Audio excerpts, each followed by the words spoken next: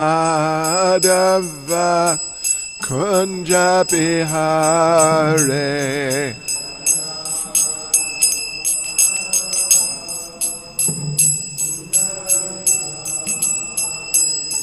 Jaya Radha Madhava Kunja Bihare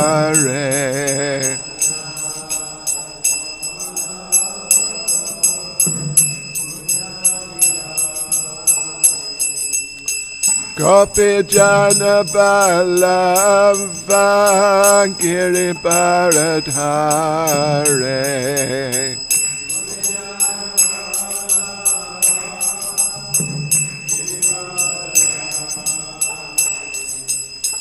Gopi Jana Balava Giri Bharadhare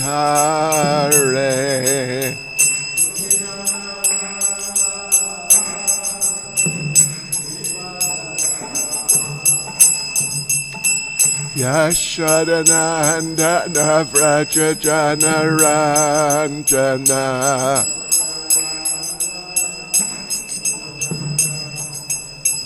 Yashodanandana Vraja Jana Ranjana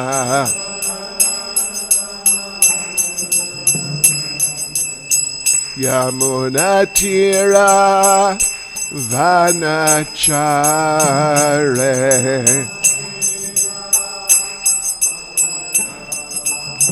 Yamuna Tira Vanachare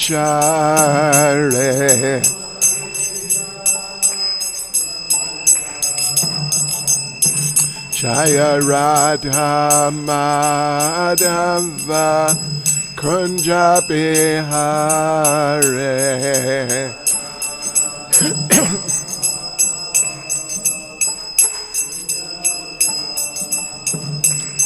Jaya Radha Madhava Kunja Bihare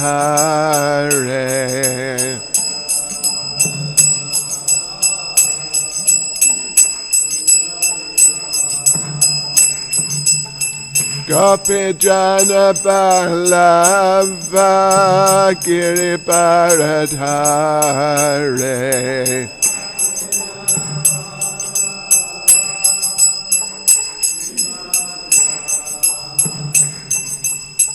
Gopi Jana Balava Giri Bharadhare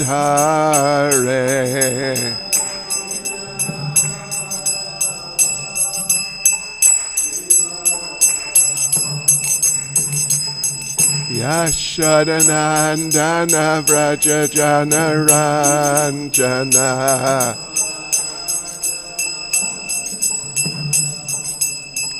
Yashodanandana Vraja Jana Ranjana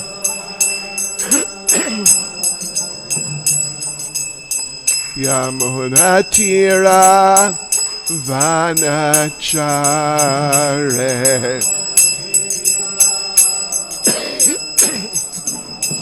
Yamuna Tira Vanachare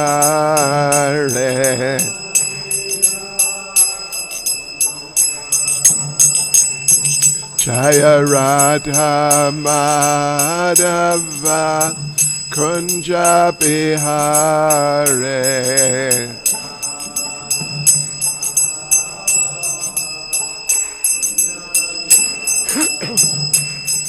Jaya Radha Madhava Kunja Bihare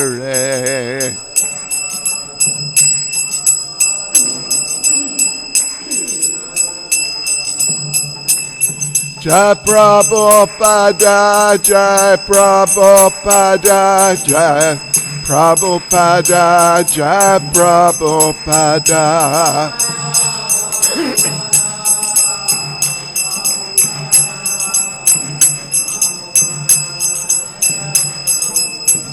Jaya Prabhupada Jai Prabhupada Jai Prabhupada Jai Prabhupada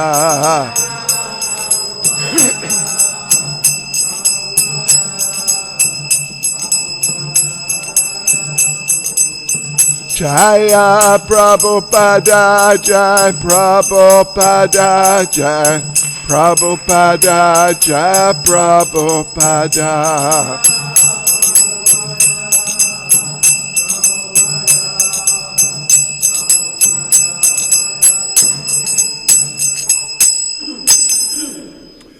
Jai Vishnavad, Paramahangsa Periphragacharya, Studies Srimad, Divine Grace, A.C. Bhaktivedanta Swami, Srila Prabhupada ki, ISKCON Samstapakacharya, Srila Prabhupada ki, Grantaraj Srimad Bhagavatam ki, Shri Shri Radha Radhanath ki, Shri Giri Govardhan ki, Shri Caitanya Mahaprabhu ke, Sankirtan Yagya ke, Gopremanande.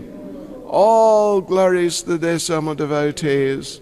All glories to the Sama devotees. All glories to the Sama devotees. All glories to Sri Guru and Sri Gauranga. All glories to Srila Prabhupada. Oops. Okay.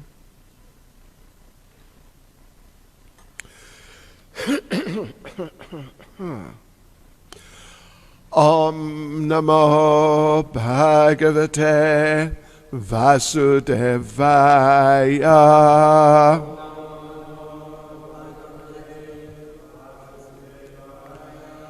Om Namo Bhagavate Vasudevaya.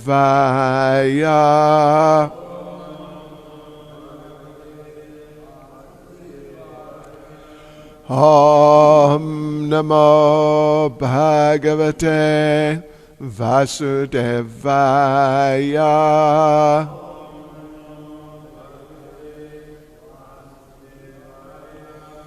Srimad Bhagavatam, Canto 3, Chapter 23, Devahuti's Lamentation, Text 11.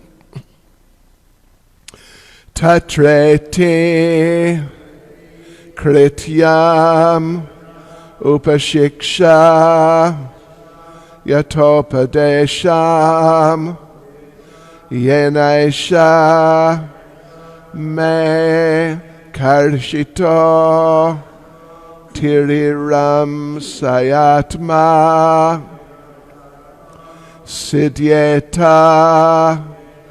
Te Krita Manobhava Darshitaya Dinas Tad Isha Bhavanam Sadrisham Vichakshva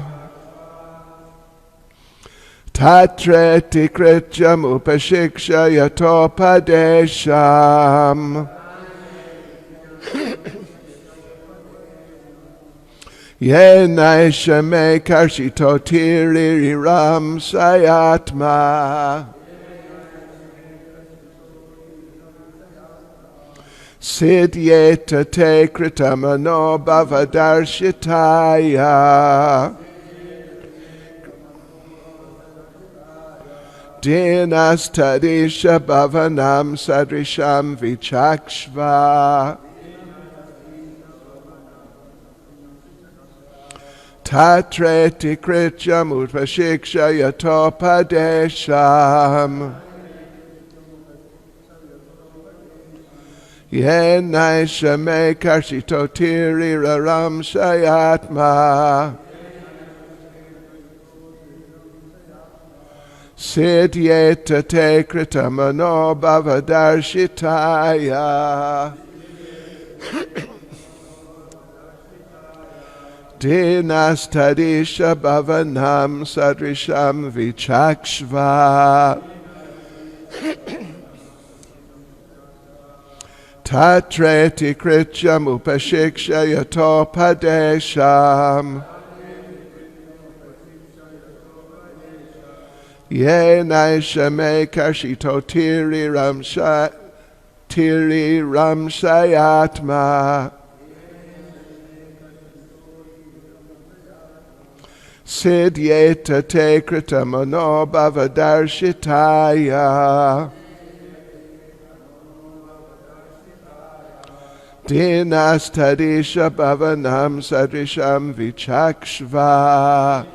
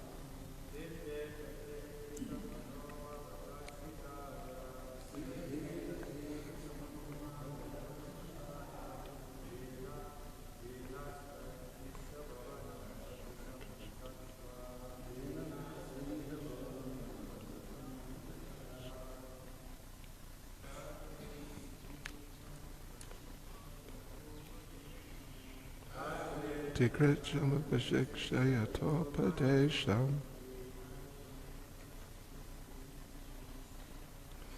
Yaneshame Kashitotiri Ramsaya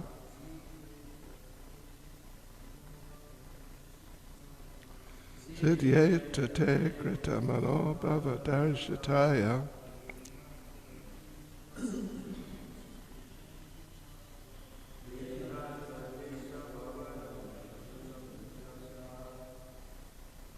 Mataji's.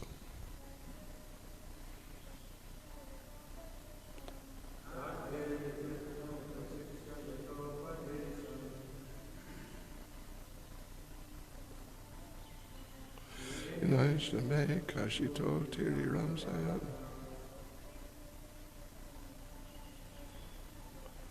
Siddhyeta Te Kritamano Bhavadarshitaya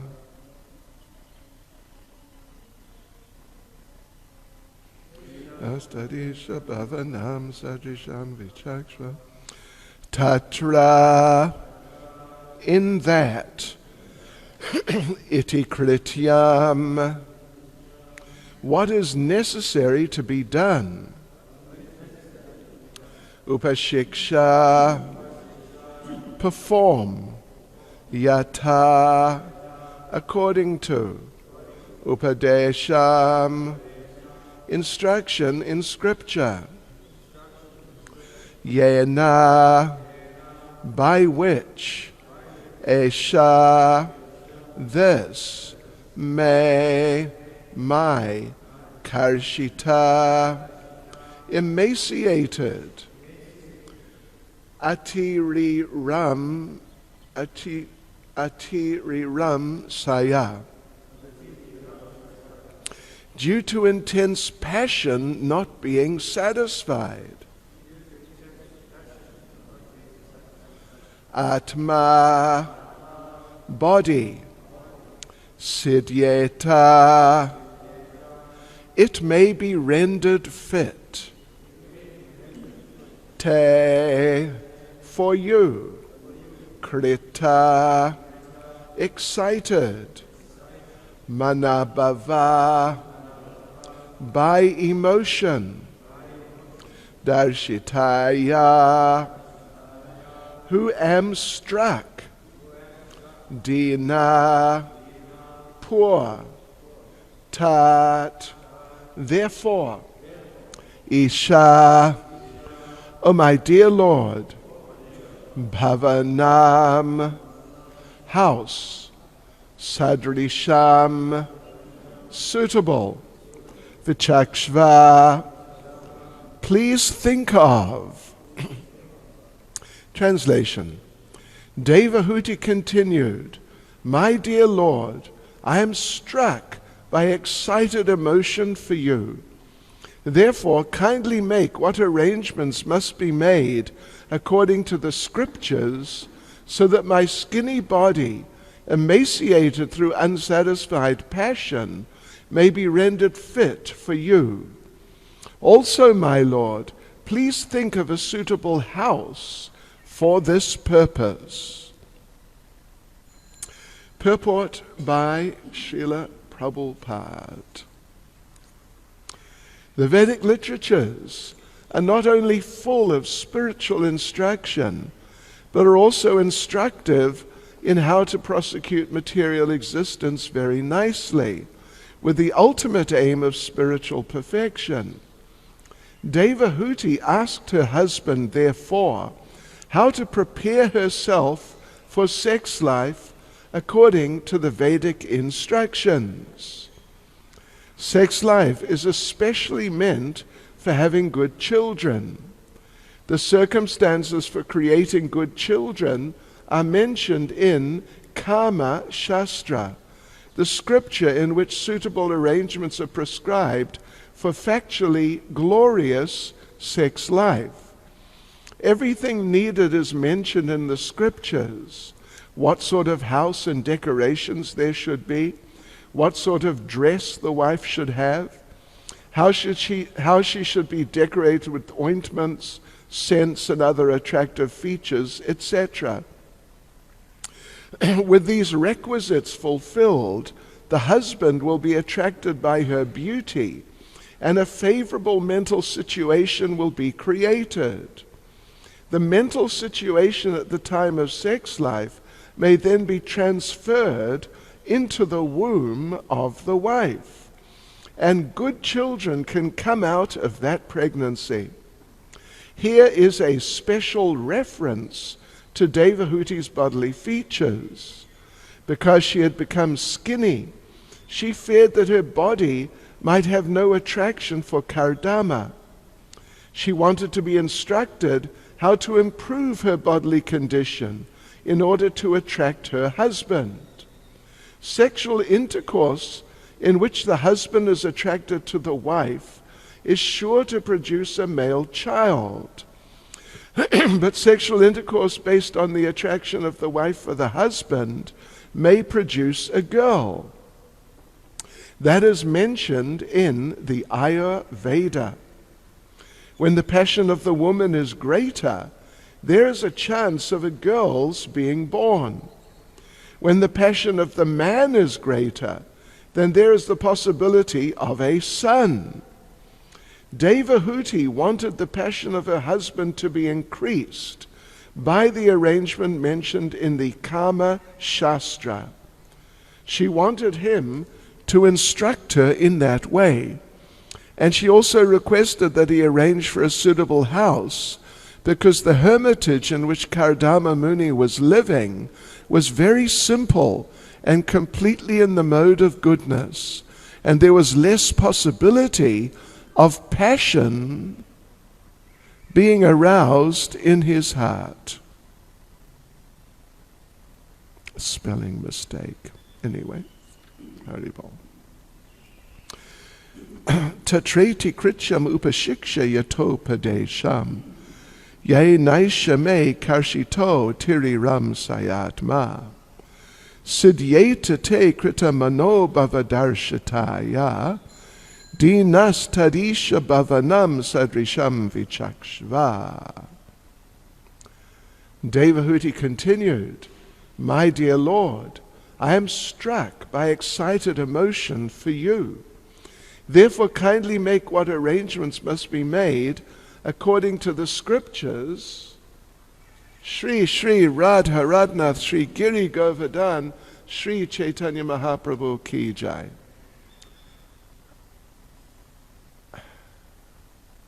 Therefore, kindly make what arrangements must be made according to the scriptures, so that my skinny body, emaciated through unsatisfied passion, may be rendered fit for you. Also, my Lord, please think of a suitable house for this purpose. Nama Om Vishnupadaya Krishna Prestaya Bhutale Srimati Bhaktivedanta Swami Niti Namane Namaste Saraswati Deve Gauravani Pracharne Nirvishesha Shunyavadi Pasjitya Deshatarne Sri Krishna Chaitanya Prabhu Nityananda Shri Advaita Gadadhar Shivasani Gaura Bhakta Vrinda Hare Krishna Krishna Krishna Hare Hare Hare Rama Rama Rama Hare Hare Vanchakalpatarubhyas Kripa Sindhubhyevacha Paditanam Pavanebhyo Vaishnavebhyo Namo Namaha. Vaishnavebhyo Namo Namaha. Hare Krishna. Well, anyway, we won't make any funny comments, but this is not exactly what sannyasis, or so many devotees for that matter, would really sort of get into. All the, the different elements in this sort of picture. But as Srila Prabhupada points out, the Vedic literatures are not only full of spiritual instruction, but are also instructive in how to prosecute material existence very nicely with the ultimate aim of spiritual perfection. Yes. So, anyway, so here it is. And what we will look at, I won't go so much into the details of all the sort of mechanics of how this type of operation works.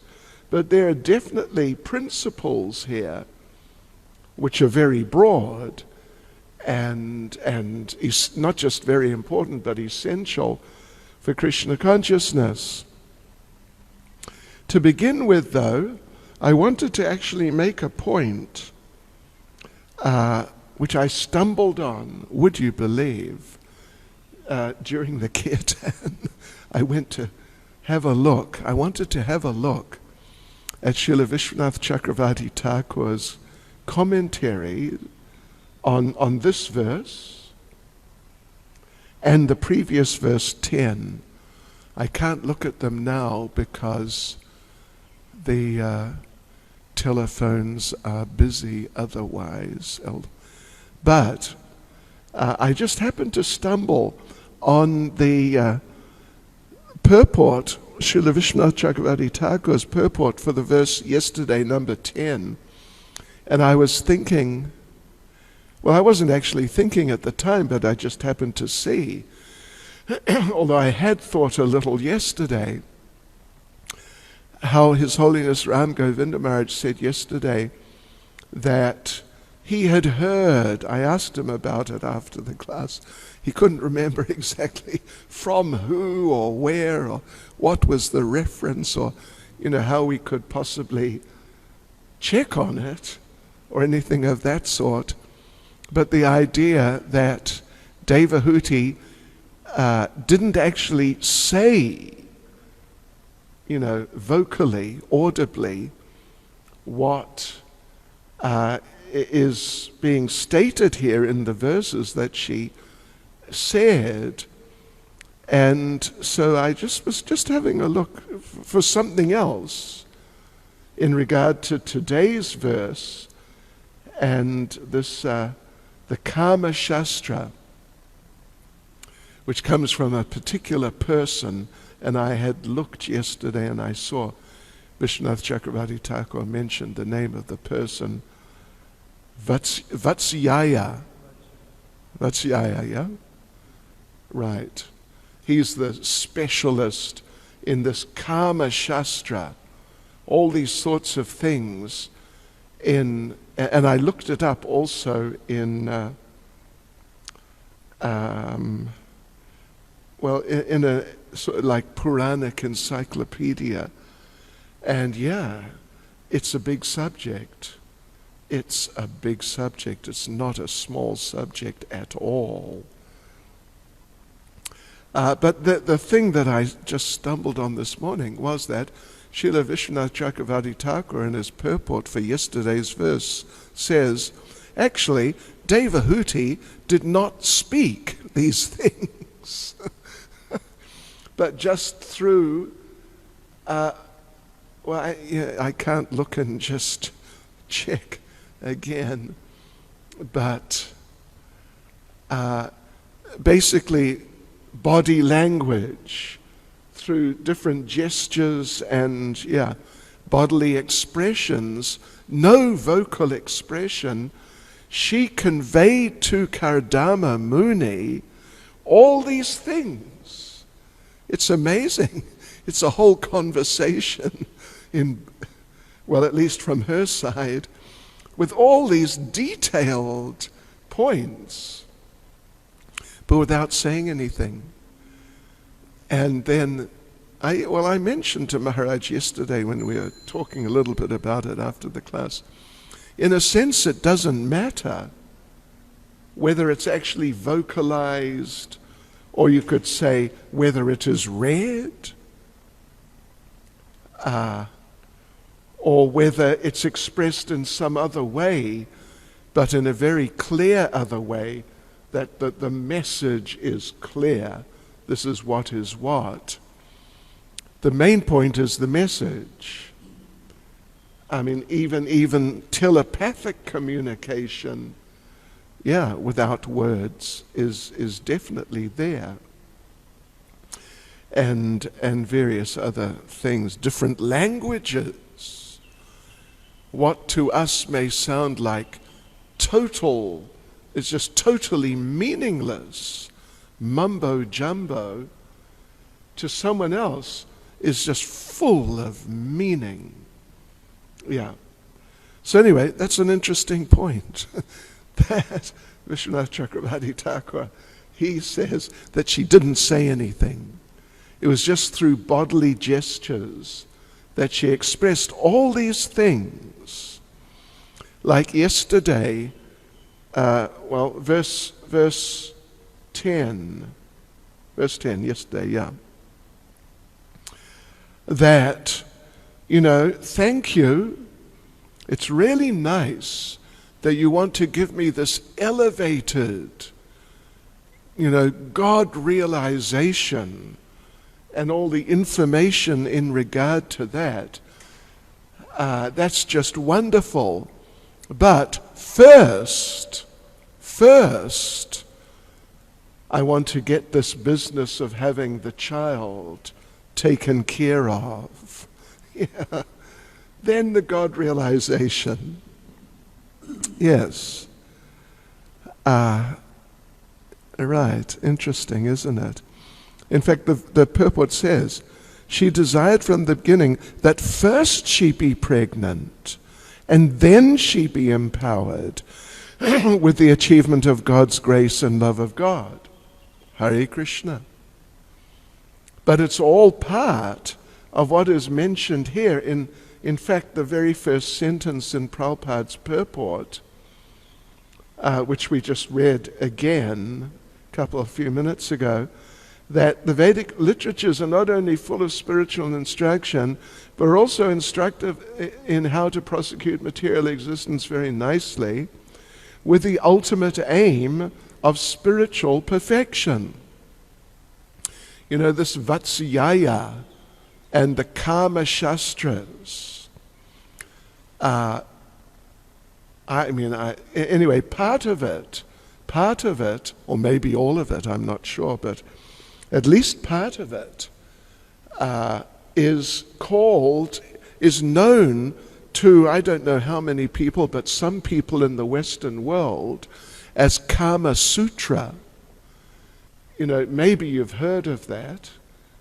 I definitely heard of it, at least in my youth. And Kama Sutra is taken basically to be, it's like Vedic pornography, actually. Yeah, it's all that sort of thing. Yeah, in literary form, but it's just, anyway, like I said, it's a big subject. There's so much information. There, if I remember correctly what I read last night, 5 divisions of it. But here, but the point is, Prabhupada's point is, it's not just pornography in a literary form, although people who have a certain type of mentality would definitely see it like that.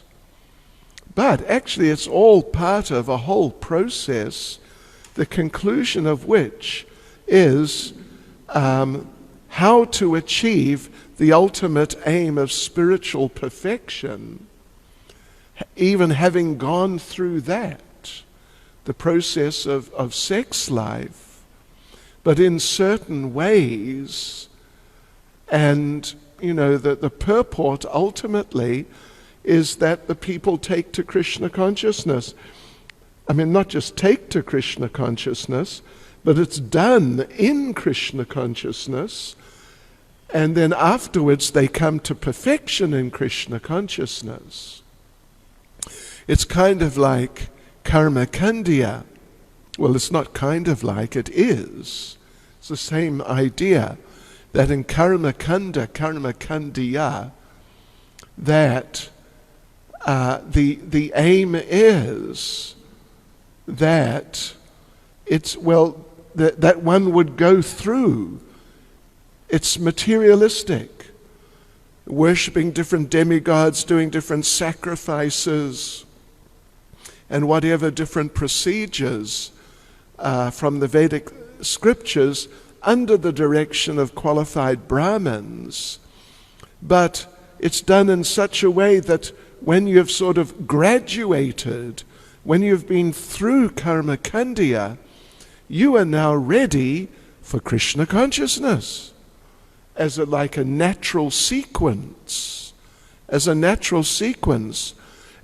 not just like this is some other thing now, but there's a natural step from karma kandya properly performed under proper supervision by ultimately Krishna conscious Brahman devotees, that one would just in a natural way step into a more direct form of Krishna consciousness. So it's not like, you know, something totally different. But if one goes to India, or not just goes to India, if one goes to any Hindu house in Chatsworth, and ask them about their practice of Hinduism, you'll generally find, I mean, unless they've had contact with devotees or are sort of devotees, at least to some degree, they'll tell you Hinduism, yes, and then they'll give you some sort of version of karma kandya, that this is what Hinduism is. We worship the gods and so on for a better life, and it's just, yeah. So they don't understand, and this is one of the great, you could say, violences which has been done by unqualified preachers, like impersonalists, actual impersonalists, and others who are impersonally tinged, and others who are preachers, but they just don't understand. And they feel that if we promote karma kandya, then we will do very nicely. Because if people are successful in karma kandya and they become wealthy and like that particularly, then they will remunerate us nicely. This is one thing mentioned in the 8th canto when Shukracharya is protesting against Bali Maharaja's decision to surrender to Lord Vamana and to just hand everything over, the whole universe. And the point is made. He makes many points, he tries to, why you shouldn't just let this Vamana have his 3 steps, because he's going to take everything. Vamana has not done it yet, but Shukracharya understands this is what's going to happen. So one of the points he makes is that if you do that, then you're going to become sort of penniless,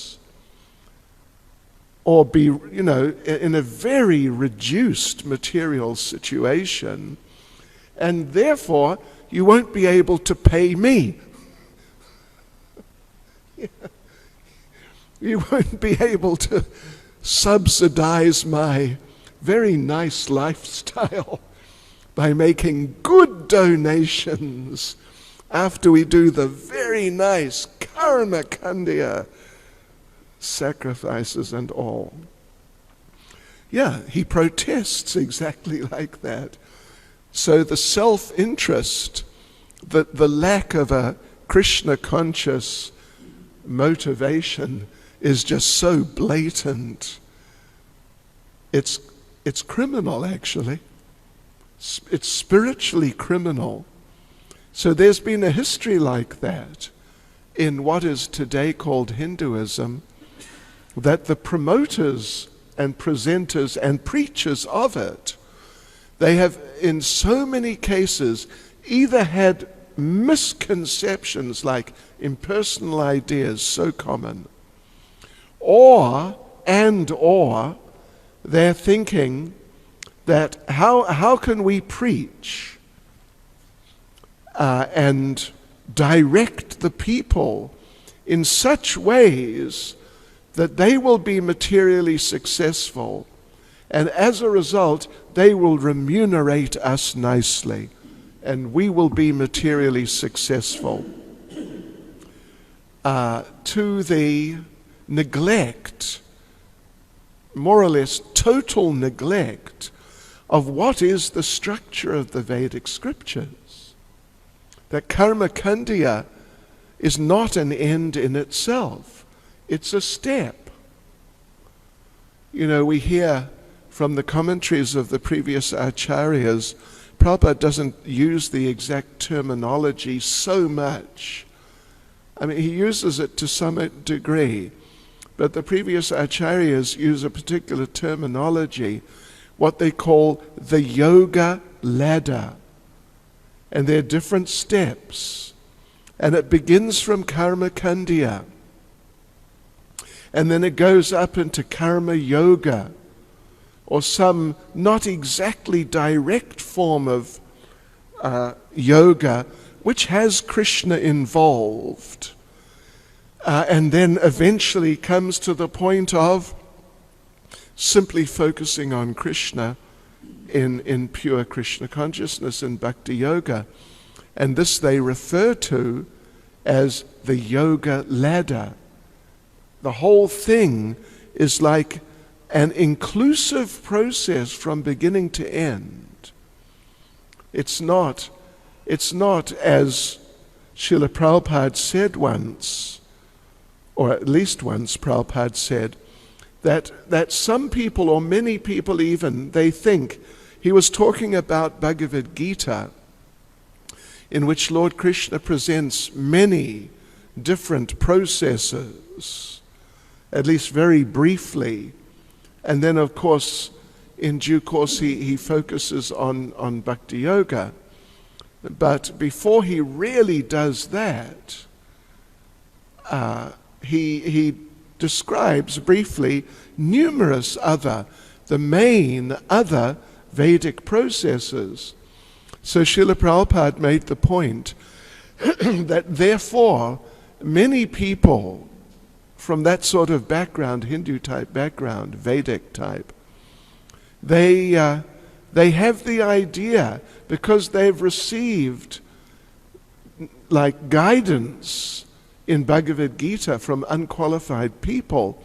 They have the idea, Prabhupada said, that Bhagavad Gita is like a box of maybe not transcendental, but it's something like a box of religious assorted chocolates or sweets. There's a big box, and it's got many varieties, and you can choose. The box is open. You just go ahead and you just choose as you like.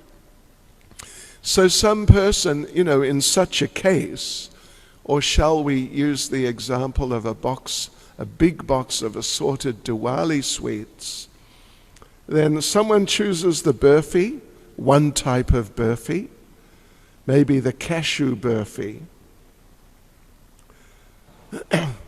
and someone else chooses some other type of burfi, someone else chooses the sandesh, someone else chooses the laddu, someone chooses lagdu, someone chooses, ras malai. They've got good taste, I would say. But anyway, and someone chooses chum chum, and they've probably got very good taste. But it's just done in terms of the individual's tastes. There is no hierarchy, objectively or in any terms, as to which sweet is actually better. It's just a matter of personal taste. So Srila Prabhupada used that type of idea to illustrate the point that many people think that Bhagavad Gita is like a box of assorted chocolates, and someone likes the one with the peppermint center, someone likes the one with the strawberry center, someone likes the hard one, and someone likes the toffee one, or whatever, what I mean. And it's just personal taste. It's got nothing to do with if there are different levels, in fact. But in Bhagavad Gita, there are definitely different levels. And in fact, there is a sequence from level to level, culminating in pure Krishna consciousness and love of God. Yes. Manmana bhava mad bhakto madhyaji mam namaskuru mame vaishyasi satyam te pratijani priyosi me. I was just reading day before yesterday, just sort of doing some research for the demons and the anathas course, and I was looking through Bhakti Sandarbha of Jiva Goswami, and Srila Jiva Goswami makes the point. It's in a particular context. Actually, anyway, I won't get into the context, but it's in a particular context of understanding the 6 verses, or the 5 verses, and that which lead up to that verse and that verse in a particular context. And he says there, Jiva Goswami, who, anyway, he's Vishwanath Chakravarti Thakur is very sort of colorful presenter. Jiva Goswami is more sort of cool, or I don't know what to say, but not as colorful, at least, put it that way, generally. But there he says that when Krishna speaks that verse, 1865, Manmana bhava mad bhakto, which is kind of like the culmination of the Bhagavad Gita, at least it's part of it, for sure. Then he says, Lord Krishna, when he speaks this verse, he has tears in his eyes. He's feeling deeply moved by the elevated and beautiful nature of this. of the person, the devotee, coming to this point of entering into a loving relationship with him. Deeply moved by it. Yeah, so but people overlook that, or they just don't know it. And it's a shame. It's worse than a shame. It's actually spiritually criminal. So, we don't need to go into all the details here of how this Kama Shastra works and what you should do if you shouldn't, or not do, and so on and so forth. But there's a principle here. There's a principle here. And Devahuti and Kardama, they're aware of the principle. Devahuti is not thinking about, let's enjoy life and have a child, if a child comes along. But what she's thinking, she is saying in this verse that I am very attracted to you. And as Prabhupada describes in the purport, but I'm in such a condition that I can understand you can't be attracted to me. Yeah. You can't be attracted to me because look at me. I'm just totally, the word emaciated is used. And emaciated, that's like, some person who's almost on their last legs. Just starving. It's not like on a diet losing some weight or something like that. Emaciated is extreme condition of having been severely deprived of food and drink, possibly, probably, and physically looking terrible. Whereas it appears that Kardama, he's been living this way of life for a long time, 10,000 years. And he's sort of, in whatever ways, adjusted to it. So he is, it seems, looking pretty good. And she's worried. You got to help me with this, because otherwise we're going to have a girl child, because I'm so attracted to you, because you everything is fine with you. But look at me, I look like a wreck, a total wreck. Yeah. So she's appealing to him like that. We want actually to have a male child. That's what we want. We want a male child. But in order to do this, you have to really get into action here as a husband. It's interesting, in Vishwanath Chakravarti Thakur's purport to this verse 11, it'd be interesting to read it, just the first sentence. She makes, in an almost sarcastic way, it's sort of indirectly, it's attributed to her, that, come on, what is this grass hut? Yeah. What sort of enthusiasm are we going to get together in this grass hut? A one-roomed hut, which could probably be washed away if there's a decent storm. All right, anyway. Yes, but the whole idea is that this is a step for both of them towards becoming fully Krishna conscious ultimately. Child first, and for both of them, child first, and perfection in Krishna consciousness after that.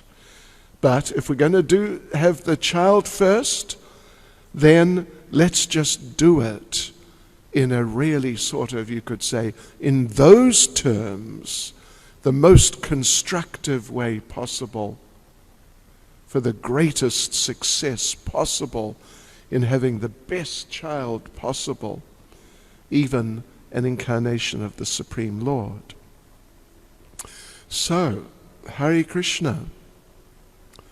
Any comment or question?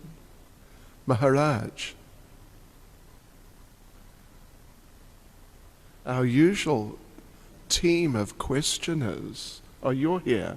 All right, all right. Like, for instance, one would ask, like, why a child? Why should one aim for a child? That can be explained in Vedic terms. In fact, Maharaj mentioned basically the idea, part of it yesterday, putra. A male child has the potency to deliver the parents to deliver them even from material life altogether. Female child generally doesn't have that potency. Yeah. Therefore, to have a male child, for those who are really spiritually minded and they really would like to be liberated, to have a male child, it would be greatly advantageous spiritually. That's the point. Yeah.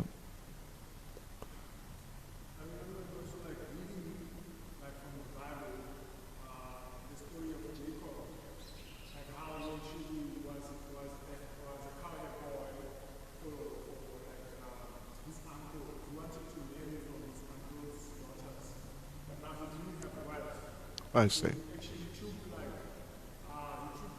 cows and then he took them to where they drink the water and then he put the leaves underneath the thing there where they drink the water, so that when they milk into the water and they are mating, then the cows that are coming from there can have like spots to mark that this is my produce and this is my uncle's produce. Oh. She explained kind of like what the situation, if you want a certain child, how you set up. I see. Like a scientific thing. Yeah. Jagannath Prabhu was making the point that in the Bible there's some example with cows of having them mate under certain particular circumstances so that particular types of calves will come from them. Yeah. And so it's scientific. Well, in the Vedic literatures, everything is extremely scientific. It's extremely scientific. And therefore Prabhupada used the language here that, what is it now? Prabhupada just uses the term possibility, not stronger than that. But if the husband is attracted to the wife more, he says, sexual intercourse in which the husband is attracted to the wife is sure to produce a male child. Scientific. Sure to produce. Yeah. So it's like, everything in the Vedic tradition is like that. And everything in Krishna consciousness is like that. If you do like this, you will get result X, not you may get, or let's hope for the best that you get, or something like that. But if one executes the process of Krishna consciousness properly under the supervision of someone like Srila Prabhupada, particularly, then it will work. And the stated, or sort of you could almost say, claimed results proposed results will come. Yeah. And that's one of the wonderful things about Krishna consciousness, which at least in many ways, distinguishes it from other processes. At least, I mean, I'm not saying completely, but in many ways. Hare Krishna. Any comments, questions from the vegetable department? Anyway, you're doing devotional service. It's very nice. Srila Prabhupada ki. Hare Krishna.